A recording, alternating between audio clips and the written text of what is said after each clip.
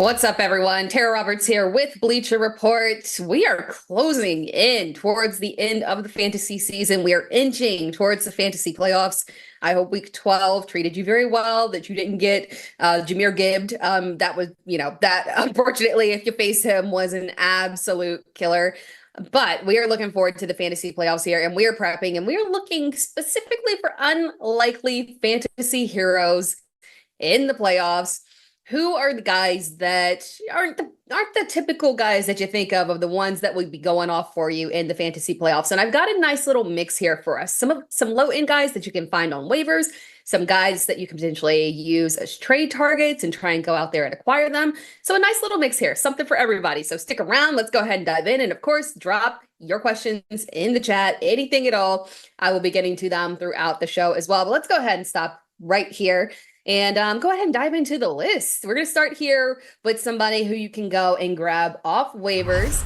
It is Chimbre DK. Fantastic performance as the Titans wide receiver one here in week 12.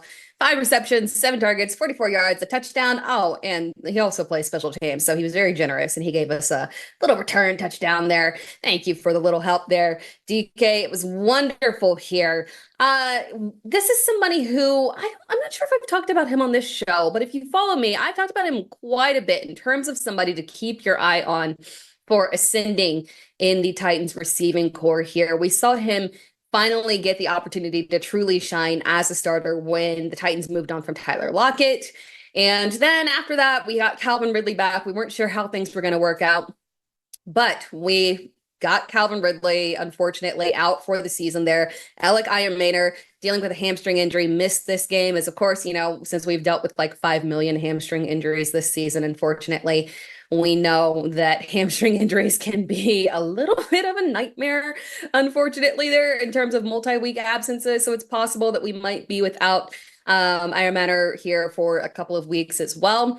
But regardless, even when he does come back, DK is someone that you want to look at because they're two very different receivers. And in an offense that is trying to ascend, struggling to produce, right? And constantly playing from behind, somebody who gives you electricity, speed, right, is somebody who you want to prioritize in the offense. And when you're comparing the two players, Iamaner is the big contested catch guy, and DK is the speedy guy who it was showcased there on the return touchdown there.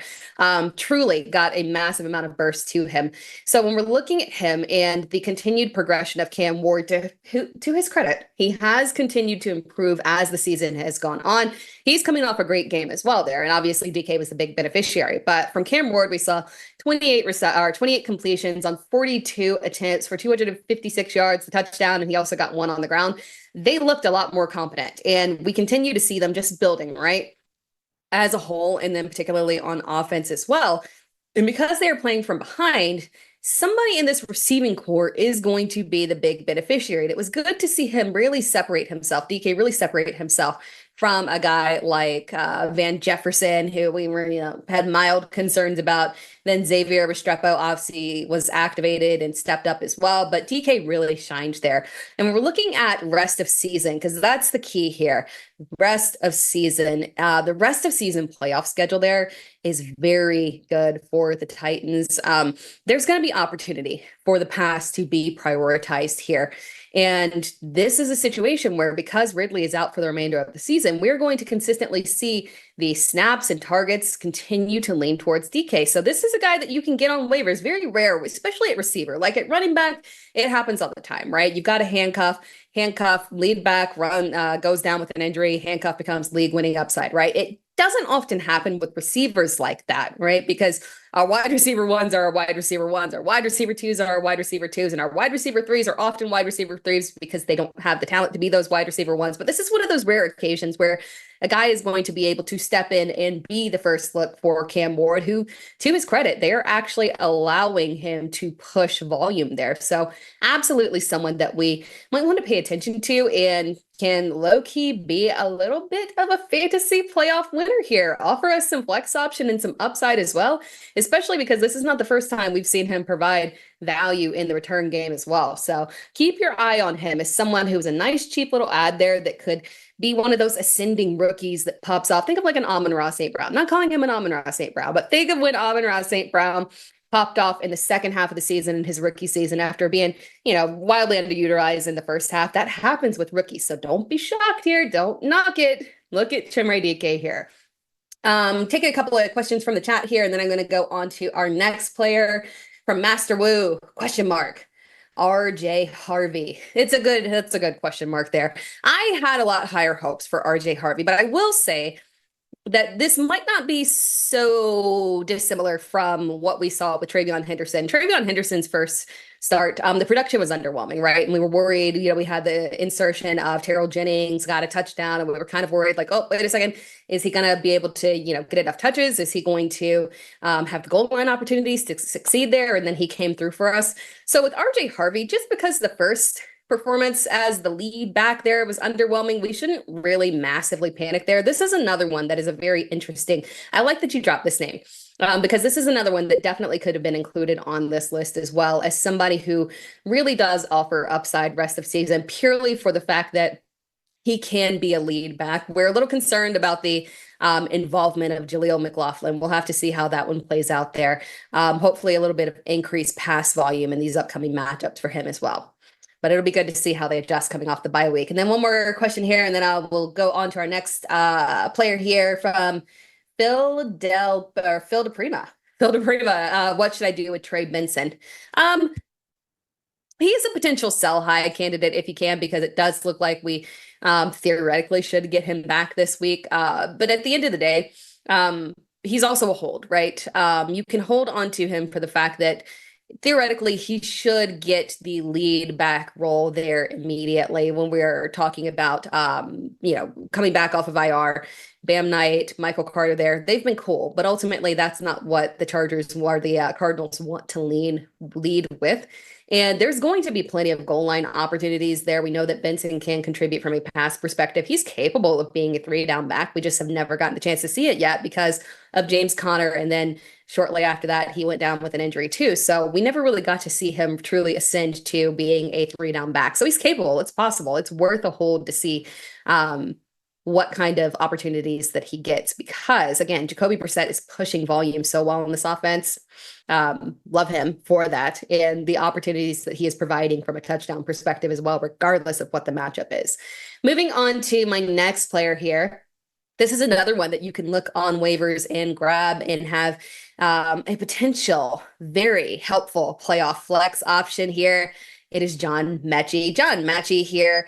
And when you think, wait, are we really grabbing guys that have literally contributed nothing all season and wound up on the Jets, and okay, now he's doing good on the Jets? Yeah, we are, because it's very plausible with John Mechie. There's a logical explanation, right? Because he was a fine prospect, decent draft capital, not massive, but decent draft capital, right? And unfortunately, we never got to see him ascend in Houston because, health issues really took a massive hit on his early career. So to see him finally getting into a situation where he doesn't have to play behind a Nico Collins or something, or behind, earning his way in. He's got a clear spot here on the Jets. His snap count over the past couple of weeks is very indicative of the fact that he is clearly a starting wide receiver. There's no question there. And the production has been very consistent here. It does make a lot of sense that we might actually just be seeing the original John Mechie that we saw in college. This might be the John Mechie version that we're now seeing in the NFL, now that he actually has an opportunity to get past everything that he dealt with in Houston here. This is a fresh start for him. And then realistically, when we're looking at the Jets, obviously, if it were Justin Fields at quarterback, we would feel highly uncomfortable. Love Justin Fields, but unfortunately, the pass volume is not there for him. But we got the upgrade in pass volume that we expected from Tyrod Taylor. He's not going to light it up. This is not a situation where he's going out and he's being our Jacoby Brissett, right? But he's going out there and he's given us 3-4 times what Justin Fields was giving us. I hate to laugh, but I mean, it's true there. Outside of layup matchups, Justin Fields was just struggling to push the ball. 200 passing yards from Tyrod Taylor is, about 200 to 250. That's exactly what we can expect from him. That's a fine Tyrod Taylor week. Give us a touchdown, get your production on the ground, move the ball well enough. Not a major issue there. This is exactly what we'd like. So unfortunately, I wish we could trust the Jets to consistently start Taylor rest of season because that's what we want from a pass catching perspective. But I do think that's the direction they're going to go. So it does make it a tad bit riskier. But as long as we've got Taylor at quarterback, I do think that John Mechie is going to be consistently on the table. Week 12 was fantastic for him. 6 receptions, 7 targets, 65 yards, a touchdown. This is 2 weeks in a row that he's had the touchdown. And when you look at this Jets receiving core, which is formed of guys they have traded in and practice squad players and guys that existed on the roster but were failing miserably here, we're likely not going to have Garrett Wilson rest of season here. So we're looking at this. It is basically Adonai Mitchell and John Mechie, and Mechie is just massively outperforming, overproducing compared to Mitchell, who was honestly just kind of struggling there, really. He's been very consistent over these past couple of weeks, and it's very critical to note that the matchups were New England and Baltimore. These are not layup matchups. Baltimore's defense has pulled itself together from the early season struggles that they have, and obviously New England's defense is very formidable here. But when we're looking at why Mechie can be a unsung hero of the fantasy playoffs, a guy that you could potentially plug in your flex option or flex spot and get these 15 plus fantasy point games, it is because we've seen him do well in these difficult matchups. And now we're getting to a very soft stretch for the Jets here. They're facing Atlanta, Miami, and Jacksonville. That is really, really good here. As long as Tyrod Taylor remains the quarterback here, I think we're going to continue to see this ascendance here for Mechie to potentially being a very reliable flex option for us. And again, it is not often. This is like a weird situation where a team is basically, designating a new wide receiver one with a new quarterback that is going to be pushing more pass volume. It's a weird situation, but luckily for us, we can lean into it, see what we pick up here, and perhaps he could actually be something that contributes for us on a very consistent basis here. And again, we have a nice rest of season schedule and a very nice playoff schedule as well here. Jumping to the chat here. Oh, perfect. JKD Boxer, what do you think of Mechie or Adonai Mitchell as the pickup? Yeah, it's definitely Mechie for me. When we're looking at Mitchell, I believe his production over the past 2 weeks, and that's kind of like, that was his start, and then that was Mechie's start as a full-time starter as well. Mitchell has just 3 receptions on 13 targets. And watching the game, the problem is that even in the matchup with Justin Fields, most of that was not Fields. Some like a little bit of it, but for the most part, that was AD Mitchell really struggling here. I hope that he can pull it together. But again, when we talk about John Mechie, the reason for his early career, having not getting off to where we had hoped was the health reason. For AD Mitchell, it was flat out that he could not beat out Michael Pittman, Alec Pierce, Josh Downs, and there's one other that I'm forgetting as well that was more of a contributor there. I'm so sorry to the other receiver. That's the 4th option that I'm forgetting about there. But these were multiple receivers that he could just not break through in any way, shape, or form here. I think there's something that he needs to develop over his career and himself in order to get back on track. And Mechie, if you look back at his college career, he was always a very consistent, reliable receiver. Not a massive ceiling guy, but good hands, solid routes, just very dependable and reliable, the kind of guy that translates well to the NFL. So I'm not shocked here. It's definitely Mitchell for me. From T Greek, is Hampton coming back soon for the Chargers? We don't have a timeline, sadly. And bye weeks often make that kind of more ambiguous here because we don't get a ton of updates out of the bye week here. So I feel, unfortunately, just a little bit uncomfortable with him. More than likely, we're still waiting here. And the good thing is that the Chargers, unfortunately, they are going through a lot of struggles here with their offensive line over the past 2 games and what should have been really good matchups against Pittsburgh and Jacksonville. Those are very pass-friendly matchups, and Justin Herbert in the pass offense, they just struggled immensely because of the offensive line not handling pressure. So I am slightly concerned there, but the run blocking hasn't been an issue. So we're still holding on to Hampton, hoping that he'll be back soon. But unfortunately, we don't have a really good indication right now. But from Purple Wizard, should I dump Jordan Mason at this point? Yeah, I'm okay with it. Again, he can pull through. Every now and then they will give him goal line touches, right?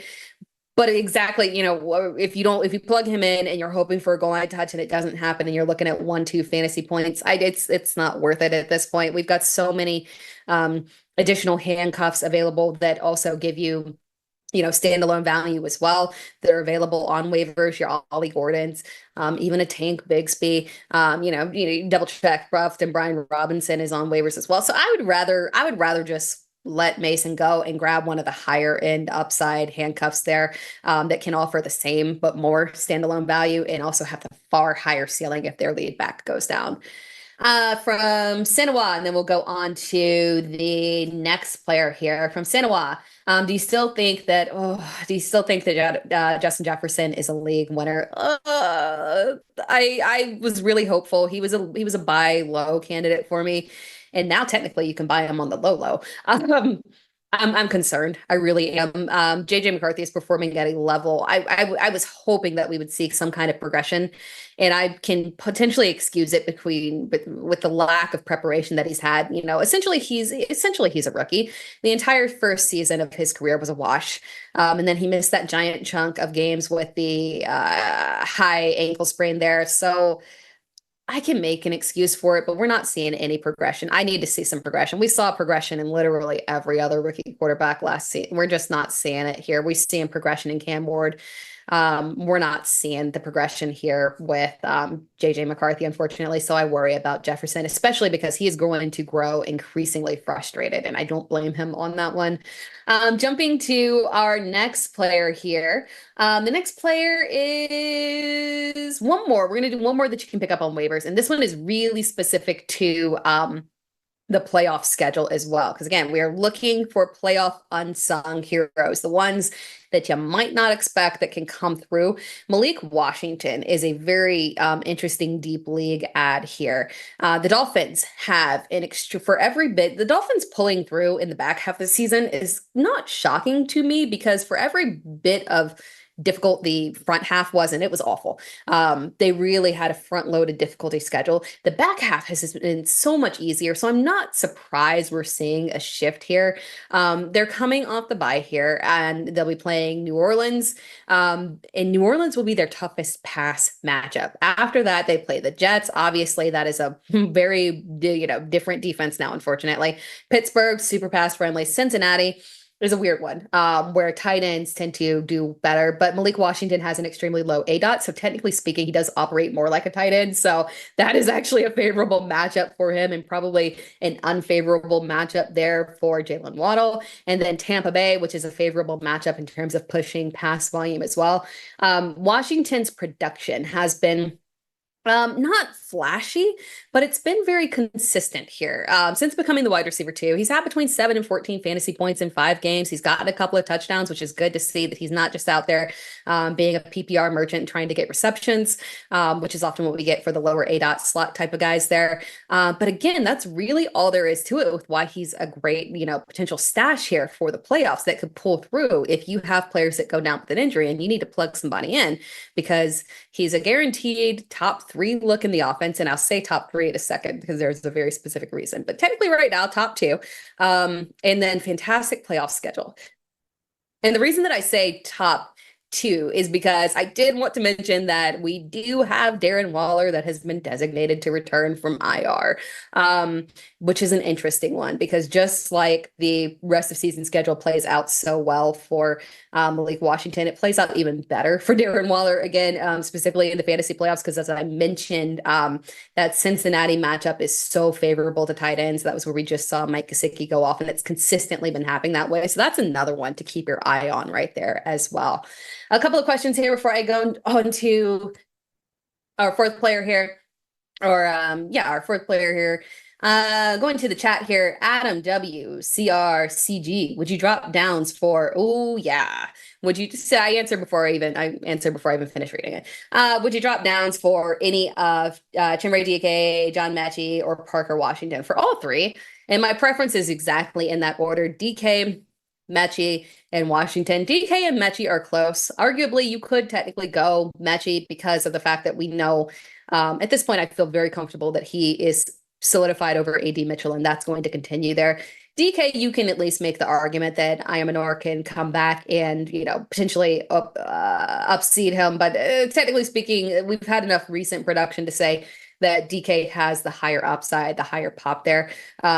And I give the edge to DK for that reason in terms of upside, but also being tied directly to a quarterback that is not going anywhere. Ultimately, we don't trust the Jets in terms of their quarterback situation. Logically, we want Tyrod Taylor rest of season. We don't know what they want. And then Tyrod's health is always a thing that pops up. But DK with a consistent quarterback there and Cam Ward progressing. So yes, I would drop Josh Downs for DK, Mechie, or Parker Washington. Parker Washington still has value, guys. BTJ was objectively bad for the vast majority of the season, with the exception of one game. He was never operating as a true wide receiver one. Don't be shocked if Parker Washington is, in fact, the most productive fantasy receiver rest of season there. I will say the schedule is not ideal for Parker Washington. But yes, for sure. Any of those guys in that order.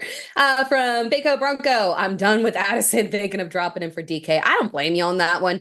Honestly, the only place that I roster Addison is in Dynasty, so I can't make that move. But if it was in redraft, I'm kind of with you there on that when it feels drastic.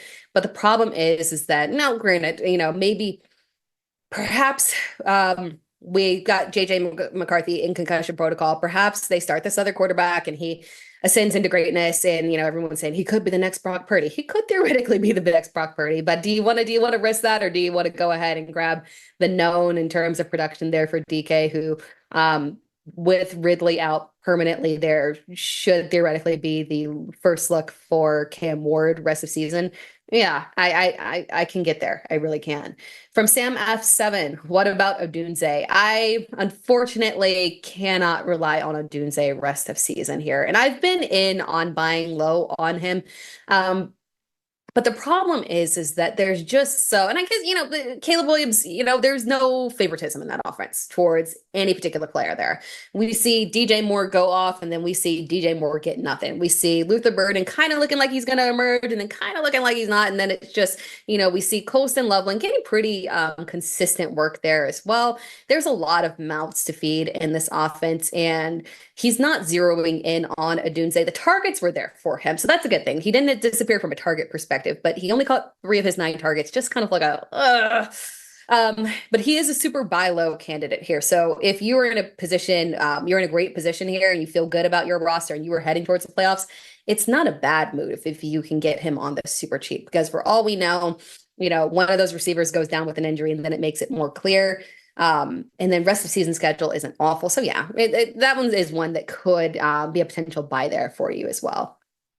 Moving on to our next player here, and then I will jump back to the chat. Next player here is Wan'Dale Robinson is our next player on the list here. Wan'Dale Robinson, this one makes me super happy. Well, no, the guys we've talked about have made me super happy. But Wan'Dale Robinson, this was a game. Guys, 14 targets, 9 receptions, 156 yards, a touchdown against Detroit.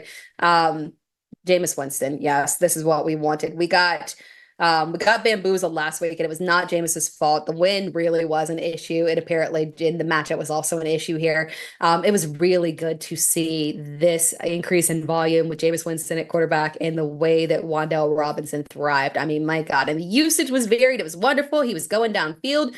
I will say that I am super happy with the continued differentiated usage of Wan'Dale Robinson that we're seeing from Mike Kafka this season. It's been wonderful to see them not have him as a slot merchant, just running, 3 yards across the middle there. We're seeing him downfield because he can operate in that manner there. So we feel super good about Wan'Dale Robinson. He's clearly the true target leader in the Giants receiving corps since they lost Malik Neighbors.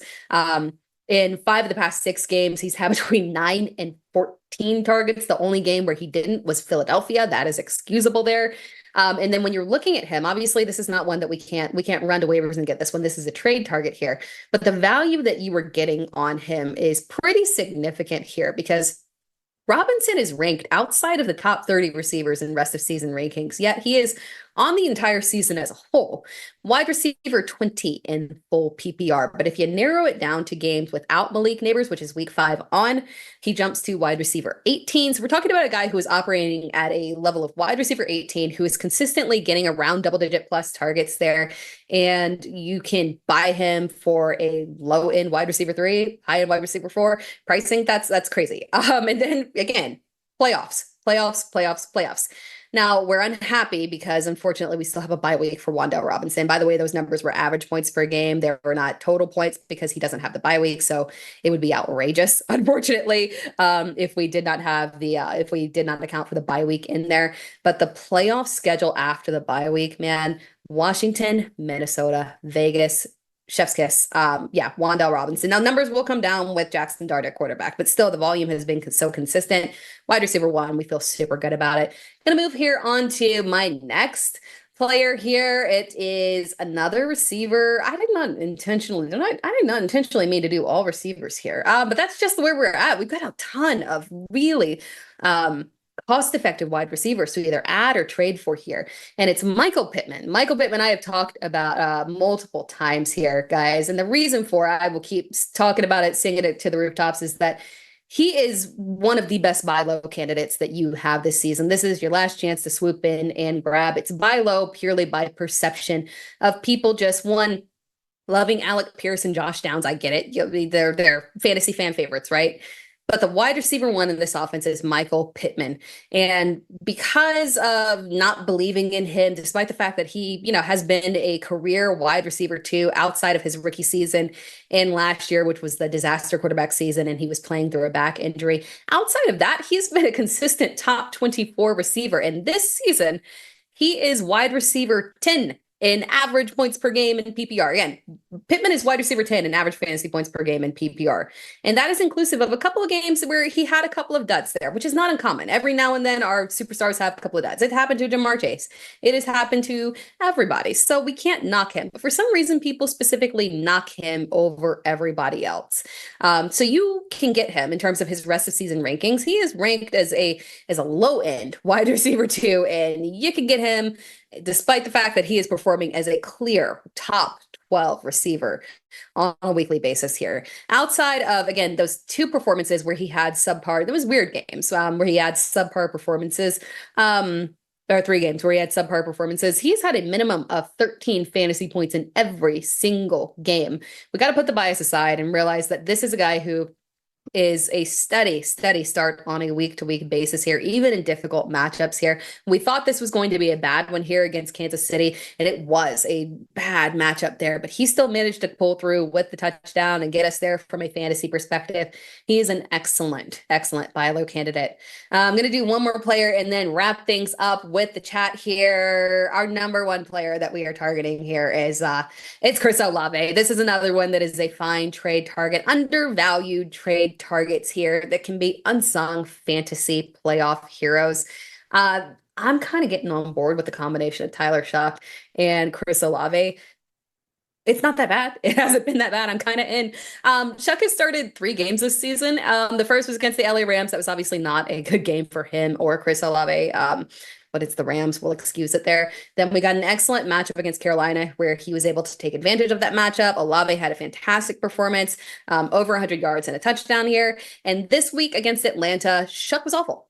But he still provided that volume to Chris Olave, and that is all we care about there. We want a target funnel that we are clearly getting with the exit of Rashid Shaheed. And despite Tyler Shough struggling there, he still was able to provide us with that wide receiver 1 fantasy performance for our guy here. He is no competition outside of Jawan Johnson. And then when we look at that rest of season schedule here, the rest of season schedule is why I got to get on board. If it was a stack of Denver, Kansas City, and Philadelphia, I would say, you know what, we might want to pivot on this. But no, we've got Miami, Tampa Bay, Carolina, the Jets, Tennessee. I mean, 10s across the board. I don't know what more you could ask for on that. So Chris Olave, a guy who is very undervalued right now. A lot of skepticism around the quarterback situation and just, obviously the the Saints being awful in general. But he can provide you legitimate wide receiver 1 upside on a week-to-week basis. And finally, we've got a quarterback that is actually pushing consistent volume to him here. So I'm excited to see where this heads rest of season. So this is a good buy low candidate for us with an ideal playoff schedule where he should be able to provide us top 10 production on a weekly basis there. Excellent ceiling. Moving on to the chat here before I wrap things up. From Cubby Fam, 1970. I have to drop one quarterback due to league rules, keeping four active quarterbacks drafted and kept Burrow. Drop Stroud or Lawrence? That's a good question there. I lean towards dropping Stroud, just because Lawrence at the very least can get you production on the ground. Stroud, obviously, from a talent perspective and consistency perspective and a winner perspective, is more likely to come through. But Lawrence is more likely to get you that upside on the ground that can push you over on a fantasy performance there. So I lean towards Lawrence, even though rest of season schedule is not fantastic. That's the only issue there. Do Stroud's rest of season schedule is good, but you're good rolling with Burrow, and if you have to sub in Lawrence, you can get there on that one. From JLex 851, is Jane Daniels worth a stash? He was dropped in your league. Yeah, we just got an update that he's not going to play this week. He has not been cleared for contact. But it does sound like he is getting closer. So we should have him as long as you can, as long as you can afford him on your bench. That's perfectly fine. Good stash. It sounds like potentially coming back for the fantasy playoffs is real for us. And then we should, in theory, get Terry McLaurin back. So we should have his full arsenal of weapons. And then also from JLex 851, thoughts on Caleb Williams' playoff schedule there. I don't mind it. When I look at Caleb Williams' rest of season there, I am okay with him, mainly because one, we know that he can push volume without looking specifically at one player there. So we know that hyper targeting doesn't have to happen for him. So at the same time, whereas when we're looking at Caleb Williams and his pass catchers, I struggle to get on board with Rome Odunze. I struggle to get aboard on with DJ Moore, Luther Burden, and I can get there on Colston Loveland just because he has become very consistent there. But from a quarterback perspective, I'm okay with Caleb Williams the rest of the season. Again, the only issue is that sometimes he just doesn't get there even in good matchups. But other than that, no major issue there. And let me see if we have any more chats here. Oh, we're good to go. All right, guys, I appreciate you tuning in. Just a quick recap here. We talked first about a few guys that you can go and grab off waivers. So very timely ads. And of course, maybe you're in deeper leagues. Some of these guys might be rostered for the most part, waiver wire ads here. And Chimere DK, excellent opportunity there with clear progression. We talked about the clear progression with Cam Ward, the fact that he is producing volume there, and DK is operating as the wide receiver one. And we've got no Calvin Ridley, and he is really just a different player than Alec Iron Manor as well. Then John Mechie as well, ascending to the wide receiver one there in New York. Don't knock it. Again, we've got a new quarterback situation with Tyrod Taylor. He is getting us where he's good for 200 yards, right? That's good enough for us, right? That's all we need. He has clearly outperformed A.D. Mitchell, so we're leaning into Mechie rest of season. And then Malik Washington, specifically that playoff schedule should bode very well for him. Also note that we do have Darren Waller coming off of IR as well. That just got announced today. And the playoff schedule is also very beneficial for him as well. And then guys that you would trade for, Wando Robinson. A lot of people might be trying to sell high on him coming off of the really good game there. But again, he's the clear wide receiver one. Volume has been very steady. Usage has been fantastic. Gaining opportunities downfield as well. We do wonder what, volume should come down like a tiny bit with Jackson Dart at quarterback, but he's still clear wide receiver one, target hog there. We love him. Then we also talked about Michael Pittman. Again, clear wide receiver one, undervalued, someone that you can come in, grab on the cheap, and start rest of season. Playoffs, rest of season schedule is not ideal, but we have seen Pittman pull through in general in tough matchups as well. It doesn't necessarily, if he faces a Kansas City, that does not mean that he's not going to pull through there. He is thriving off of touchdowns. We trust him in the value that you were getting him for. Excellent there. And also Chris Olave as another great buy low candidate with arguably the best potential playoff schedule against Carolina, the Jets, and Tennessee. So when we're looking at that particular grouping right there, I mean, yeah, I understand you're a little bit scared of Tyler Shuck, but he's been supplying the volume there to our guy. We feel super good about it. And really, he is just got massive upside rest of season here. But that wraps things up here, guys. Fantasy playoff unsung heroes, because we are prepping. We're getting there. We are almost to the finish line. and we got to start preparing for making that playoff run. I appreciate you all tuning in. Again, make sure that you've got all of your alerts on so you can get news because, again, it is coming in hot. We're getting all the indications in terms of changes at quarterbacks, guys dealing with injuries, players returning from IR, all that good stuff there. And again, I will continue to be here with you through the end of the fantasy season to help you win your league. You can also find me across all social media platforms at It's Tara Dime. Have a fantastic week, guys. Enjoy the Monday night game. Hope that you close out some wins here and head strong into week 13. I will talk to you all again next week.